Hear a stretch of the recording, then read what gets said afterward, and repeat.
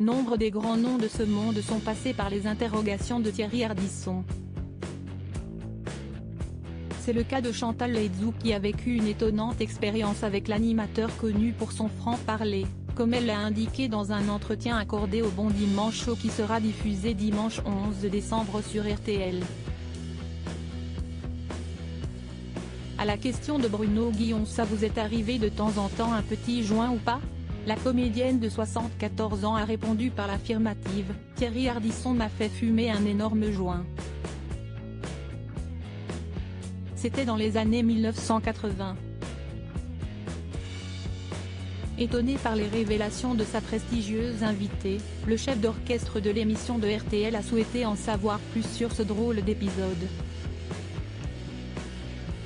Et ça s'est bien passé, après ? A-t-il demandé à l'épouse de Michel Anceau.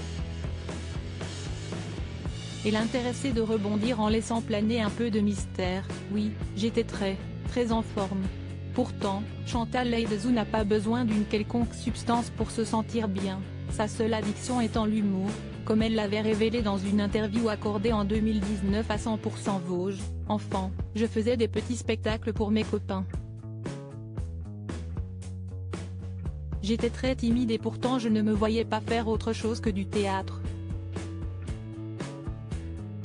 Comme je ne me trouvais pas très jolie, je faisais tout pour faire rire les garçons. Aujourd'hui, je suis drôle et belle, ça me coûte assez cher. Faire rire, c'est une vraie drogue. Supérieur à Pierre Bénichou, Antoine Duléry, Chantal Laïdjou. Ils ont été sociétaires aux grosses têtes. Chantal Laïdjou, une mamie un peu rock'n'roll si les années passent, avec Chantal Laïdjou, ça décoiffe toujours autant. Et ce ne sont pas les petits-enfants de l'humoriste qui diront le contraire. Je suis tellement heureuse d'avoir des petits-enfants. Je suis une vraie mamie gâteau. Un peu rock'n'roll, avait-elle confié dans un entretien accordé à Télé 7 jours en 2020.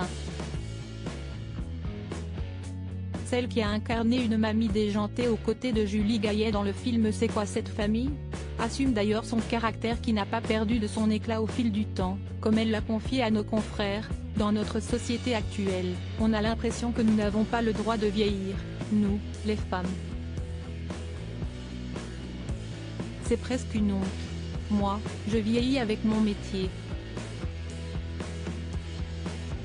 Article écrit en collaboration avec 6 médias. Crédit photo, capture d'écran RTL.